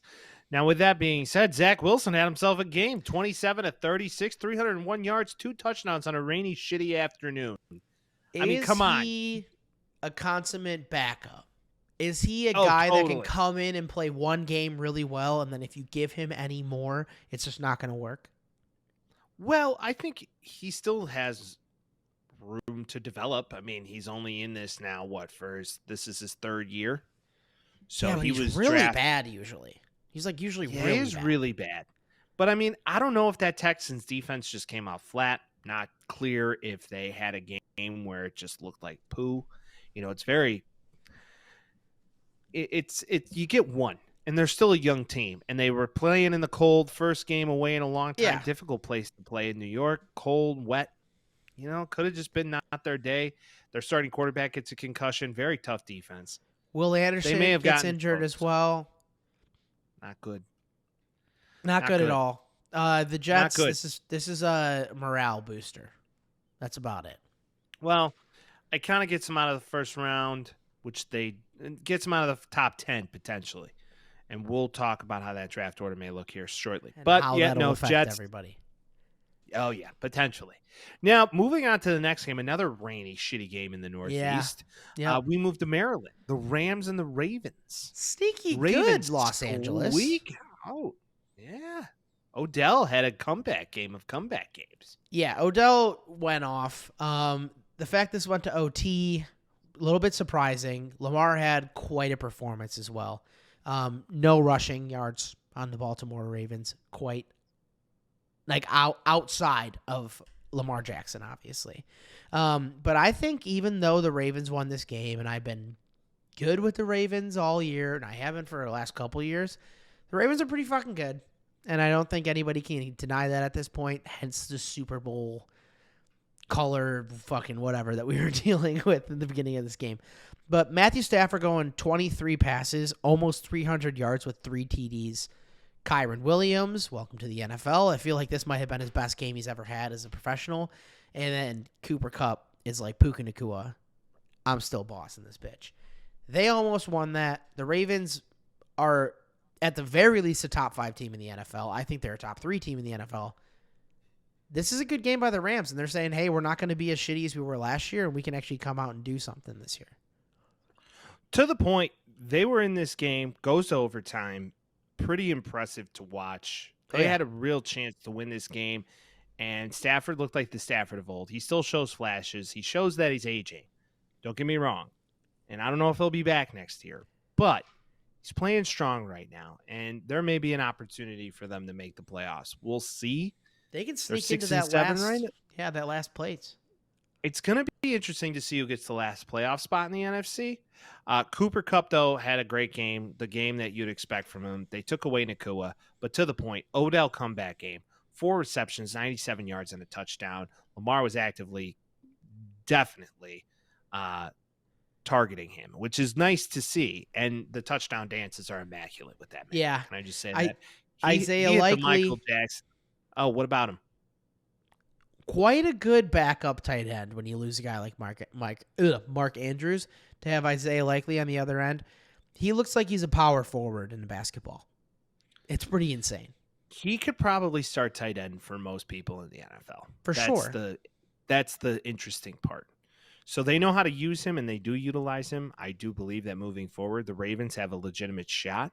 And, looking at the potential record right now, who's to say that they don't win their division? I mean, they're the best team in the AFC right now. All year, people have been talking about how much better the AFC is than the NFC, and I'm like, are they? Sure about that? I don't know about all that. Or maybe they're eating each other alive. What's the difference? Maybe. We Moving have on, getting over Panthers Saints. Wow. I don't care. We could skip it. Wow. Jameis Just should have skip it. started. Yeah, fuck that game. Yeah. Just skip it. The Saints destroy them. Colts Go Bears. Bengals. Colts Bengals. Who'd have thought Jake a U of I Browning? legend would have been going? Let's rip it. Wanna rip Jake it. Browning. Okay. I'll take it. I mean, I'm just pretty saying he's not the story. He's not the story in this one. I know, but still, it's like, dude, wow. They might make the playoffs. They really could. I don't think they're going to make the playoffs. I could. mean, I just think he has a very talented roster around him. Joe Mixon. Chase Brown Yeah. had 2 receiving touchdowns on the day. Yeah. I mean, who'd have thunk it? Not this What a guy. boss. Led the team in receiving yards on the day. I think the honeymoon of the Colts might be coming to an end now. That was very fun for a while. Gardner Minshew is always fun and electric to watch. I don't know, man. The Bengals could make the playoffs. That's a really weird division right now. No one has a quarterback besides the Ravens. They might sneak into a spot, but I don't think with the Texans and the Jags playing the way that they are, even though the Jags lose a close both one, lost. which they came back from. Yeah. They were close games though. Yeah. No, I you're don't right. know. And then the Bills, potentially having to be a wild card I this think year. the Bills definitely make it at this point, if I'm being honest. But just based on the way that they're playing and they're coming together But like 2 terrorists on a plane. Don't blink. Don't blink right now in the AFC East on the Broncos because they're a game, literal game. West? AFC. Yeah. AFC West, they're a literal game behind the Chiefs, and they own a tiebreaker. And they're on a tumble. So it could be Bronco season. That would be fucking insane. But I wouldn't bet on that because the Chiefs are the Chiefs and the Broncos are the Broncos. I digress. Buccaneers, Falcons, fun game. Division game. Baker. What's Baker fun balled about out, this is their playoffs. No team coming out of this division is going to do anything at all in the playoffs. The Saints are hot garbage. The Bucks are a little bit less hot garbage. And the Falcons are kind of hot garbage. Like, a whole entire division is so fucking bad. And I don't know if I can, like, this was a fun game because it was close, but I don't know if I can watch football. Like, I'm a Bears fan, and it's pain watching football like this. I can't fucking stand it. It reminded me a lot of college football. I mean, Yeah, but like bad college football. Yeah, but it was a lot of back and forth. And a lot of teams that haven't really figured themselves out yet. Baker, I will say this, though, made some crazy throws on Sunday. He has a knack of looked doing good. that and still kind of being bad, you know? Or as the Or, like, kids would middle. say, he has a lack of being like, or the Mid. kids would say mid. Yeah. Yeah. Thanks, Kids Uncle say Mike. mid these days. This Kids guy's say thanks. mid these days. What does Yeah. that mean? It's not Yeah, dope no more. no cap to that, brother. No cap. Baker can be mid or elite. One But thing I I will would say. Oh, wait, sorry. Go ahead. Don't want to cut you off. No. Bijan Where you at? Bijan does Bijan things, and then Drake London. Wow. Yeah. London have it. All-time fantasy start by me putting Drake London in this week. And also Bijan is just Tyler Algier is a cancer for Bijan. It's good to have a dual running back, but goddamn, like he should be getting the ball more. He's a rookie running back, and you should be giving him the ball more, especially when you have a team that's quarterbacked by Desmond Ridder. And I know that he threw 347 yards this week, and that doesn't change my opinion at all. Desmond Ridder is not the future for the Atlanta Falcons. He's ass. And also Baker, probably not the future for Tampa Bay because he's ass. And guess who else is ass? Derek Carr. So that division that whole sucks. NFC South is just ass. Fucking sucks, dude. And what's the other team? Doesn't even goddamn matter. Moving on. Moving on. Sorry, I just had to get that out because I hate that shit. Get it off your chest. Browns, Jags, Flacco season. Flacco season, dude. He looks like he belongs throwing a ball. I think if he continues to play like this, the Browns are an actual real presence in the playoffs, and they could upset a team depending on who they play. They're 8-5 right now. They have the best defense in the NFL. They might have the best defense we've seen in the last 5-6 years. And Joe Flacco, 26-45, 311 with 3 TDs, that'll win you games. Because their issue was they were holding teams, and granted, Trevor Lawrence might be injured. They still only end up winning by 4. But if they can hold a team to, 17 to 20 points, I think they can win every one of those games if that happens. Yeah, I believe defensively that is their key right now. And if they can produce offensively, which Stefanski and Joe Flacco seemingly have some rapport going on, Elijah Moore loves playing with him, clearly, because every game he's in, he just balls out. Welcome back to the NFL, Elijah Moore. and David Njoku, man. I mean, finally the man gets used the way he can. He's always been like a fantasy, like, oh, he could be this and this and this. He's a physical freak. Yeah. So to see him ball out the way he should, 6 receptions, 91 yards, 15 yards per catch, and 2 tutties. I mean, come on. He's supposed to be the LeBron. Like, if LeBron played football, it's David Njoku. Like, that was always the conversation. He's more jacked than LeBron. That's what I'm saying. But if LeBron played football, that's the concept. Because he literally is like, he looks like a power forward or like a small forward. Like, that's literally his bag that he's in. One thing I did hear, that one point that was made this week that I agree with, the Cleveland Browns, quarterbacked by Joe Flacco, is a lot better than the Cleveland Browns quarterbacked by a rookie or a first year. Because Joe Flacco, regardless of his lack of mobility, regardless if he has the same arm strength, which seems like he does, but regardless, he knows what to do if shit goes south better than you have when you get DTR, or better than the way that PJ Walker deals with it.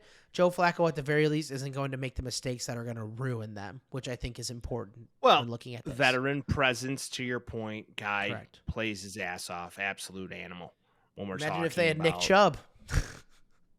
To your point, I thought about that on Sunday as well. Imagine if Nick Chubb was in this whole scenario right now. Yeah.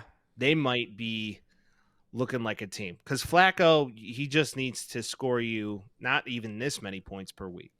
He's not a Pro Bowler or anything like that. Like, that's the thing, too. I don't want anybody to get me wrong, but he's keeping them in games, which is important. Especially keeping them in close games, which is, defense is immaculate. I do believe the Browns are a quarterback away of being a team, and I don't think that quarterback's Deshaun Watson, even though that contract is might be because that was coming around before he got injured. So we'll see that at least for another year. But we shouldn't bury this lead any further, Mike. The Bears beat the Lions, dude. Bear down. Hey, Bears Corner. Bears corner. Are we here?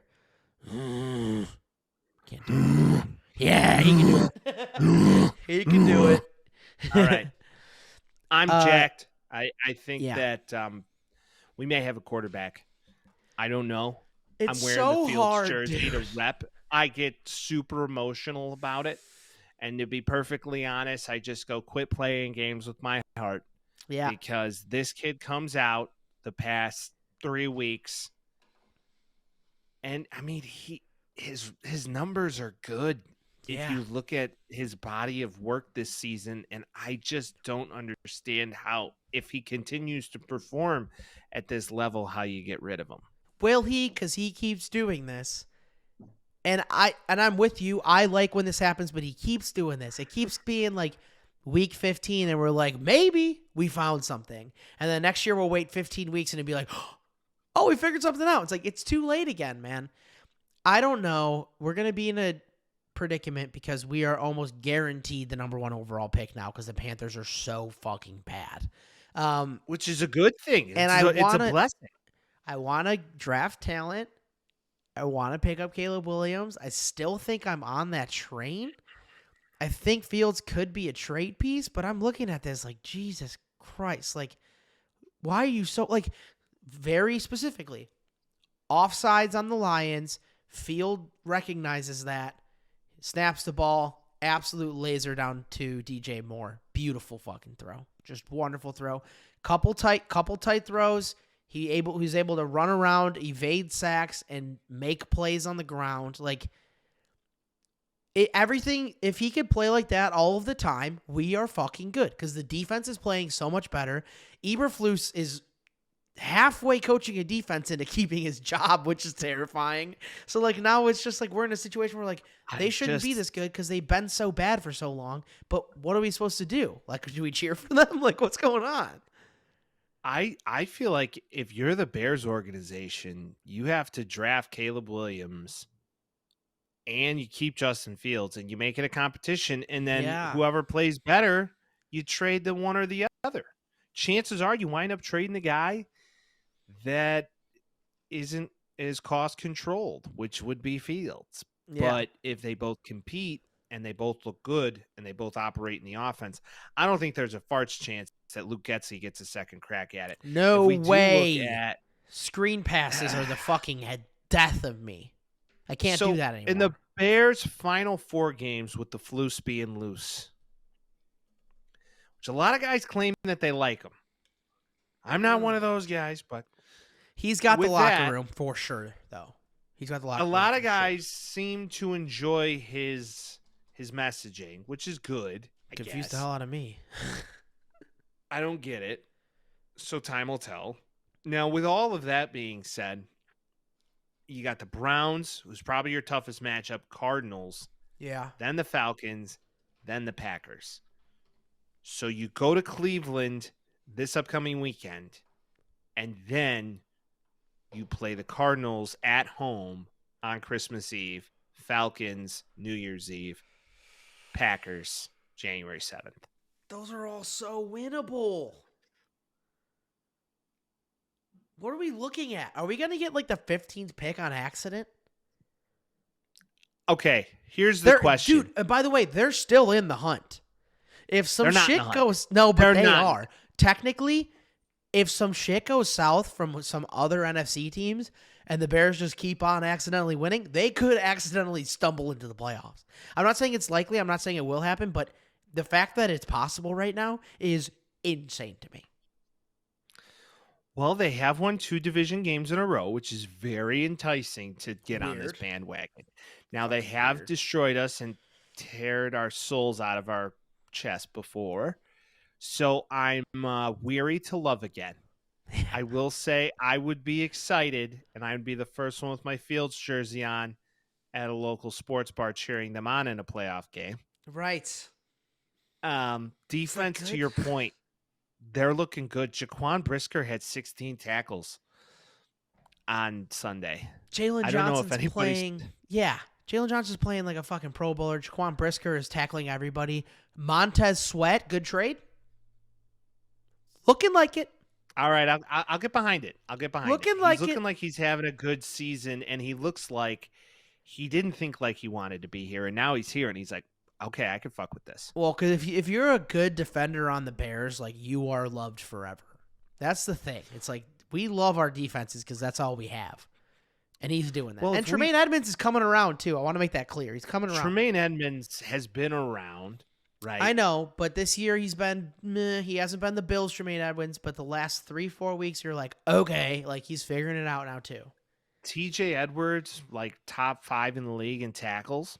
Yep. I mean, this defense is legit. Now Yannick Ngakwe's getting going. He has his sack. Montez Finally. Sweat has his sack. Justin Jones has a sack. You know, you're looking at this. I like defense. And I think in Chicago, you need to have a brand of defense that is fuck around and find out. So, man. Do you think if you could pull off another trade, if you're Ryan Poles, if you could pull off another trade like you did for the first overall pick in 2024, if you can get another haul like that for the first overall pick to give up on Caleb Williams, because you know he probably doesn't want to come play with you anyway, and he's being a prima donna little bitch, and Justin Fields is like, you know what, we got a guy. But to who and how? Because, what do you mean? I'm saying, like, who do we trade? I mean, I think I would consider it. Yes. Looking at, I don't the teams, think you would get a hesitation from a team like Carolina again to say we'll give you. No. And No? also who? Who are they going to give us? I don't know. Brian Burns. I'm okay. I don't need any of that. Next, maybe Brian Burns. It'd be insane. You could. I probably don't think it's going to be anybody from the AFC because the bottom teams aren't that bad. Realistically, the Cardinals are going to still be able to get a quarterback if they want one because Kyler's playing well. Maybe the Commanders, but who do we get from the Commanders? They're not going to send us Terry Mack. So, like, it needs to be something very, like, what would we get? Like, what do we need? A ton of future. So this year's first, next year's first. You know, for a Caleb Williams type talent, what you could pull. 2 firsts, 2 seconds, and an immediate starter. Probably. If you maybe from the Giants. Listen, it's difficult for me being USC Mike over here, feeling like I wouldn't love Caleb Williams in the navy and the blue, right? Yeah. Or in the navy and the orange. I would love to see it. It would be awesome. I just don't know if he's him. Because this past season kind of exposed him. He holds on to the ball too long. He tries to play hero ball. Fields, we already got him through that. And if Eberflus is, in fact, the guy, which he could be, this is, if he goes 8-8, how do you fire him? I don't know. 8-9. And that's what I'm saying. And I almost wish that they wouldn't because I don't think he's the solution. But, like, there is a realistic opportunity that they could finish the year 500 because they were so bad in September. Everybody wrote them off. And now we're looking at a team that's a lot better than people expected that beat one of the best teams in the NFC. And you're like, fuck, okay. Because in my eyes, they should win. They should learn how to win. And they're learning how to win right now. And it's good. But I think of it negatively because I hurt so much all of the time. in my eyes, last season really doesn't count for him. The past 2 seasons, I mean, they really don't count. It was the first year. You're blowing it up. He didn't win a game in like 17 weeks, though. That was the guys of Ryan Poles. They weren't designed to win games last year. Now they're starting to become designed to win games. And, yeah, the Chase Claypool thing, I think, gives a lot of people PTSD that you gave up a second-round pick that could have been Joey Porter. You got to try that. Somebody else. I still think you got to try that trade. Like, I can't blame him that much. It sucked, but it is what it is. You need high character guys. I think he reached. I think he was playing Madden in a game where human beings are actually involved. And I think I think overall, though, to your point, this team's starting to learn how to win. And if that defense, are you gonna dismantle that defense at the end of that season with a coach that clearly has the room? Can we demote him to DC? Fuck no. That never. I've heard some of that on local like sports talk in Chicago, and it's like, all right, you just hear Chicagoans go on. Okay, I got an idea. He'll just take a demotion, and then we'll bring in Harbaugh. It's like, no, that's That's not how it ever works. It's never That's how not it how works. it ever worked. He'll So go it's either the DC for flu somebody else. I just feel like it's just Groundhog's Day. This team just goes, it punches you in the nuts once again. And then you're like, hey, he's a good guy. Yeah, I know. He just got a little drunk that weekend. And Well- then he keeps coming back. And then one weekend, he's your best friend. And then the next weekend, he's like, all right, you were better this week. I don't know. Yeah. I don't know. It's a fickle thing. It's a very fickle thing. We have a lot of weeks ahead of us. I hope to have So, more. but time out. Yes. Yeah. Put the car in reverse. Yep. If Flus is 9-8 at the end of this 4-game keep stretch, you keep him. You have to. Do I don't you draft want to. Caleb. Depends on how good Fields is. If they're winning like 6-3, then yes. But if they're winning, if Justin Fields is throwing 2 touchdowns and running in for 1, then like what the fuck are we doing? Keep him. You know, that's the thing. True. But these teams aren't good that we're playing. But yeah, again, we have a lot of Bears talk in the future here. You know, Bears. Okay, let's not moving on. beat that dead Getting horse. Moving on. Seahawks, 49ers. I could skip it. 49ers are very good, and they're going to be very good. And Brock Purdy might win an MVP. He's up there in the conversation. Vikings, Raiders. I want to rip it because uneventful. I thought we were going to get a 0-0 tie. What the fuck was that? Was football? We're calling that football? That was rugby. That was a rugby scrum for an hour and a half. Nick Mullins, 9 for 13. Welcome back, Nick Mullins. Aiden O'Connell. I don't know, man. It's just Jesus Christ.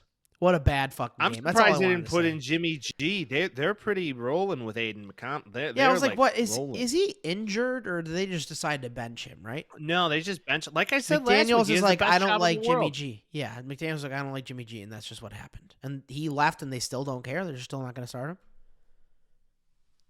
I just think Jimmy G's chilling. He's like, yeah, you guys don't want me to play? I'll chill every weekend. I'll be in the meetings. I'll do what I need to do, but I can chill, and I don't need to get hurt. And I think Jimmy G gets his contract and retires in the sunset. Either that or the most Patriot things happens, like the most Patriot thing ever happens, and Belichick stays, brings in Jimmy G, and they ride off in the sunset. And The guy that he wanted to keep this whole time. Right. But yeah, that's that game. Broncos, Chargers. Broncos pretty good. Broncos are pretty good. Like I said, Broncos could potentially win the AFC West. They started doing what the Bears are doing now earlier, and it's working out for them. They're 1 game back in the division. I don't think they're winning it because the Chiefs have won the last 7, so I'm just going to keep with the Chiefs. But it is a little weird that the Broncos are the close one and not the team that they just dismantled in the Los Angeles Chargers. Like I said, the Chiefs own the tiebreaker. Fun fact. The Broncos do. Oh, yeah, They that's beat right. the Chiefs. Bronco. Yeah. Which is what you meant. Which is what you meant to say. Right. Yes. Right. Exactly. Yes. That one. So Bills, speaking okay. of the Chiefs, Yeah. got excited. Bills, Chiefs. Bills won. I think we could go ad nauseum with how the game went. It wasn't that high scoring game that it was before, but the one conversation we need to have, Mike's been waiting for an hour and 20 minutes to talk about this, and it's Pat Mahomes' conduct at the end of the game. What a bitch. Yeah. What a baby back little bitch. What a bitch. He's not like that usually, so he's built up enough goodwill, I feel like, where it's like, this is one thing. But the aftershock of that is so funny. So a couple points I want to make. First off, offensive offsides has not been called a lot in the last 15-ish years. I think 2001 they called it 10 times, and then since then the maximum they've called it until last year was 3 times. So it doesn't happen often. We had this conversation with the Terry McLaurin thing where usually they go to the line judge or the referee on the sideline saying, hey, am I good? Check in with them. They won't call it at that point because it's not. Just you're lining yourself up before the play. Hey, am I good? It doesn't affect the game that much, even if he is a quarter centimeter over the line. Whatever. That's the thing that they were, I guess, arguing. If you watch that play right now, Kadarius Toney was considerably over the line for sure. The line judge said, hey, I didn't get a confirmation from you. Like, we didn't talk about where we were. That was probably the coolest fucking play I've seen in like 3 years. And it doesn't really matter because he was offsides. And that's the rules of football, man. And like, I understand, like, I guess why he was angry, because he's like, oh, this is so sick. He's like, you know, Kelsey, when he goes in the Hall of Fame, they should still show that play. Like, he was pissed. Sportsmanship wise, you don't go up to the guy that you just lost to and said that play was bullshit, man. Like, fuck off. Like, you guys have had so many battles. You've won the majority of them. Give him his shine when it happens. Like, stop being a baby back little bitch. I love you, Pat Mahomes. I think you're really good and you still be good, but that was a bitch move. That was bitch made. Does that not make you lose respect for the guy? I know you're in the heat of battle. And Heat all of bullshit. battle. I get it. I That's get my it. argument. Yeah. But Lame. Tom lost some very big games. He never did that. Right. He walked up and he kept that shin tight. I know. He just But walked if off we're and he just comparing fucking him to dealt with Tom it like a Brady, man. that kind of proves the point, though. Because you can't really compare him to that many other people besides fucking Tom Brady. I'm just even. I'm tough with games you, are always but gonna be one lost. decision doesn't change my opinion on you. But if he were to do this fucking 15 more times, then that's a whole different conversation. Well, okay. I digress. Let's talk about last season. Yeah. 2 separate occasions. Right. Let's I love start with the this AFC Championship game. Please, lay it out.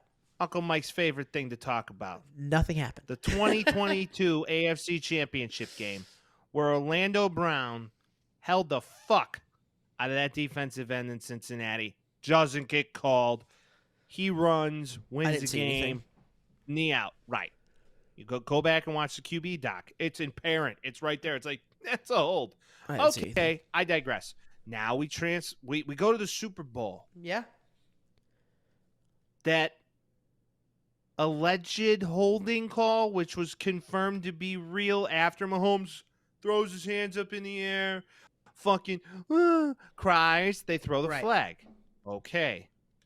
You got that call. So you got 2 calls in 2 games back to back that put you over the hump. Fair. You can't have both sides. You can't have both. When it egregiously doesn't go your way, and Kadarius Toney, to your point, is a good 3 feet over the fucking line, and then makes a play that, of course, granted, amazing. Ball thrown under the middle. So fucking cool. So Kelsey, cool. Yeah. runs about 5 yards, about to get tackled, throws the Laser. ball backwards in a backwards lateral, and a dime to Toney, clear line to the end zone. Nobody's catching him. Play gets called back for the offsides, which was egregious. Then he loses his fucking mind. Mind you, what everybody's missing is if a field goal is the only thing that decides this game, okay, which it was a 20-17 win by Buffalo. They just needed to get in the field goal range. For a Patty tie, Boy but they were probably going for... Patty Boy couldn't fucking execute. And Yep. instead of coming back on that play and not crying, pissing, and moaning, and just having that close tight mentality in the next play, he bitched about it and probably was ruminating about the fact that we won the game and they didn't win the game. And I think that falls on his shoulders because he had another chance. Yep. He had another chance. Yeah. I mean, I'm with you. You can't have both sides. I think it was a bad look for him. Kadarius Toney is probably the most hated man in Kansas City because he's fucked up so many games this year. And I think reality check wise, they'll come back next week and be like, yeah, we were probably wrong. And Andy Reid already admitted that he was wrong. I'm happy Kadarius Toney is getting this smoke, especially after the exit he had in New York with the Giants organization of faking an injury and then boasting about it. Good. Fuck you. I hope you're in the limelight for doing more stupid shit. Yeah. He annoys the hell out of me, so I'm with you. But There Bills win. Bills move on with their winning streak. And then the Chiefs, you got to come back and try to do something. This wide receiver core is not the same in years past. Is it wrong to say already that Taylor may have put the curse? She may have ruined. She might have put the Maloikio. Yep. I'm with you. But maybe she's the problem. It's her. Let it ruminate a little bit, and we'll talk about it next week and see if it's true. Okay. All right. Eagles, Cowboys. Here we go. Um, Love it. Love it. I think it's great. yeah, defense-wise, the Eagles aren't what they were last year for sure. They got a little dismantled by this Dak-led offense that seems to be maybe top 2 in MVP talk this year. Do I think this affects how the playoffs go? No, because I think that the Cowboys are going to choke like they always do in the playoffs. But the Eagles have some real shit they got to figure out, and there's no denying it. And I think they'll probably figure it out, but this is not the best look for them currently. The strength of schedule here over their past Correct. 4 games is Brutal. bananas. Brutal. It's bad. Yeah. You get the Cowboys, Chiefs, Bills, and the 49ers 4 weeks in a row. Most of them on long rest. Again. Most of them on long rest. It's you not still fair. take a fucking beating against these teams, though. That's They're what I'm dogs. Saying. Yeah. It's a dogfight week in, week out. In the past 2 weeks, they've just shown that, being a dog, you got to have more fight than that, as Sirianni would say. And they got some games to win moving on here. They got the Seahawks next week. Geno may be back, which could change things. And then they got the Giants, Cards, and Giants once again. So their next 4 games are on an easy streak, so to speak. But hey, Tommy DeVito making fucking chicken cutlets out there. Yep. But go ahead. I was going to say, Eagles go from the 1 seed to the 5th seed with this loss. So come back around, play better football, and get back in the top of that division, and you're going to be a lot happier for it because the Cowboys now with probably the 2nd seed, I would assume, after the 49ers, it's not the best time to have a losing streak, essentially. No, not at all. Not at all. We will see in the coming weeks how they turn it around. Now, Agreed. Looking at the Italian king himself, we had the Giants and the Packers. Tommy DeVito, I mean, hey, it's nice to see the Italian-American culture reaching the NFL. Who'd have thunk it at this stage of the game? Not me. Did you say this is the first Italian in the NFL? No, I said it's the first time there's been a fair amount of notoriety around Italians in the NFL. I was like, what about Jimmy Garoppolo? Tony No, fucking Romo. Jimmy counts. Hey, they all have one thing in common, though. They end with an O. Well, no shit. But they Midwesterners, yeah. They all play in the Midwest at some point in their career. Well, that's now, true. DeVito is a homegrown Jersey kid. Yeah. He played at U of I, so I'm in. Thank you, Tommy, for beating the Packers. Weird little end of the game there, but he's fun. Do I think he's the future? No, but I do think he's the present, and I think they're having a good time with it because they've had a bad year this year. And also, fuck the Packers, and whenever they lose, I will like the other team. So your agent, get him in order, put him in some regular clothes, and keep balling because you're balling right now, kid. Balling. Titans, Dolphins? Maybe, just maybe, they got a guy in Tennessee. Just maybe Will Levis is a guy. So I was watching this game last night. The end was kind of wild. The Titans seemed like they were doing every single thing possible to completely lose the game. I was just talking to you about this, but essentially the Titans, a turnover and then a turnover on downs. They end up going down 14 with 2 minutes and 40 left. They win the game by 1. It was kind of a colossal collapse by the Dolphins a little bit, and I think they're probably going to learn from it.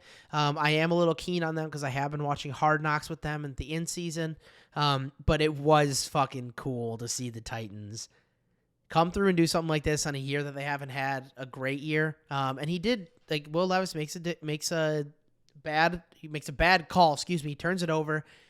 He goes to the sideline. He says, "That's my bad." He comes back to the next one, and he just makes shit happen. D-Hop's the man. What a fucking game. But I don't think this is a big needle mover. But the Dolphins have to be a little scared about that AFC East title over there because the Bills are a-coming. They're coming. The Dolphins 2 seasons in a row potentially just don't know how to finish a year. And I like Mike McDaniels a lot. I don't know if Hard Knocks is either an issue or not an issue. They won the last 2 weeks, though. Season. get it. It's just I'm this just game. saying, and a team they should have beat, which they should have. Yeah. They gave this game away in every sense of the word.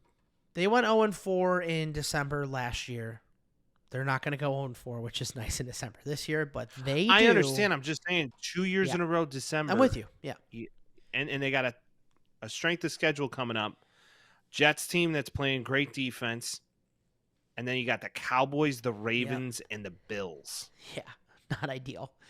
So they got a hell of a lot of defense coming up here, and yeah, come ready to play, fellas. Okay, yeah, picks. Let's do it. Week 15 picks, and then we'll get you out of here. Let's start off in Las Vegas. We got Chargers Raiders. Give me the Raiders because I think a hockey stick is playing quarterback for the Chargers. Considering I kind of want to take the Chargers. Right. Okay. Parody. I want to take the Chargers because they haven't won in so long, so this would be the stupid fucking game that they end up winning. So you got the Raiders, I got the Chargers. Vikings, Bengals. Give me the Bengals because they're hot right now. That's the only reason I'll take them. I think Jake might be better than Joe Burrow. Just kidding. Steelers at Colts. Give me the Colts at home. Colts are good at home. I like the Colts. I think the Steelers continue to fall. I think that is the case as well. I'm also taking the Colts. We got Broncos at Lions. Both teams playing for something. I personally think Detroit's on a slide right now. They're Jared Goff doesn't look very good. Sean Payton, X's and O's guy. They're playing in a dome. Defense has been shit for Detroit. Give me Denver. I'm taking the Lions. I think that they need to turn it around. I think they're ready to, and I do think they're embarrassed by losing to the Bears. And they're not in the cold. They're in the dome, and Jared Goff plays better in a dome. Giants at Saints. Mind you, they are in a Midwest team. Giants at Saints. No Derek Carr. I think DeVito keeps it moving. Give me the Giants. I'm believing. If Jameis plays, I'm going to feel bad about this pick, but I'm also going to take the Giants unless Jameis plays. Bears at Browns. Hey, Jameis is playing. Come on. I know. That's what I'm saying. But maybe it's Taysom Hill for some fucking weird reason. I can't go back on him now. I'm wearing the jersey. I'm feeling it. After a big game, defense playing good. Browns also playing good. Give me the Bears. They play good teams well. Seemingly. You took the Bears last week. They won. I didn't take the Bears last week. The Bears won. So I'm taking the Browns to keep it going because conspiracy is everything. Falcons at Panthers. Give me the Falcons. Neither. Any team that plays the Panthers, the Falcons. Send both teams to the fucking moon. Buccaneers at Packers in Lambeau, mind you. I think the Packers rebound. They played a really tough defense last night, and I think an underrated team. I think they came in thinking they were going to do one thing, and they did another. And I think the Packers win this game. Fuck the Packers. Go Bucks. Jets at Dolphins. Give me the Dolphins. I think come back. Yeah, the Jets aren't scoring 30 again. Chiefs at Patriots. No. Chiefs. Yeah, they lay it on thick. Fucking hot garbage. Texans at Titans. Booty. A little fun matchup here. Fun matchup. First round draft pick QB drama. I'm going to roll with the Texans. If Stroud's healthy and on the field, I mean, he's missing Tank Dell, and you could tell that hurts. And Dalton Schultz has been out. So that's been hurting as well. He's had some targets missing, but I think he has a comeback game here. I think the Titans are invigorated. I think that the Texans are going to be missing a couple guys, and I don't know if concussion protocol is going to go well for CJ Stroud, so I will take the Titans. All right. 49ers, Cardinals. I think I already know your choice here, but go fucking ahead. 49ers. Yeah, I'm taking them as well. Commies, Rams. Give me the Rams. Rams are playing really good football down. right now. Commies are doing that. The Rams are doing that. I'm taking the Rams as well. Cowboys, Bills. Ooh. Gonna be cold. Yep. Gonna be Buffalo. You're not in Jerry's world anymore. You're not in Jerry's world anymore. You know where you are? You're in Buffalo. Right. So, with all that being said, give me the Bills. I think they're on a streak right now. Shout out 9/11. I also am taking the Bills. Ravens at Jags. Ravens. Yeah. They're Even best though the team in last the time AFC. they played, they beat an underrated team. So Is Trevor last time they injured? played, he's not at 100%. I think he's out there Definitely because he needs to be. And finally, Eagles at Seahawks. Eagles. Give me the Eagles. Play the ping pong song. Let's go. No doubt. Get that division back. Bills win. Eagles win. Get that division back. And that is your picks for week 15. Well, Vince, guess what? What? This guy, a.k.a. Uncle Mike, a.k.a. Chicago Mike, is making his way into town like fucking Santa Claus. You thought fucking Santa was. It's this guy. This guy right here on the screen coming through your speaker. So with all that being said, back in Chicago next week, we're excited for it, back in the Midwest. And we got some live episodes coming. We got some new things coming down the pike in 2024. We hope you're excited as we are. We got a lot of things in the works. With all that being said, people, we do appreciate you joining us week in and week out. Without you, this wouldn't be possible. And as always, you got some people to share this with, especially the YouTube. You got to subscribe to it. You got to hit that little bell in the right corner because that just helps us, get notoriety and get known and let people see these beautiful faces and our great facial reactions, which if you don't get a chance to see, are quite memorable. And then not only that, share with your family and friends, and of course, maybe, just maybe, your goofy uncle. We'll see you next week. Peace.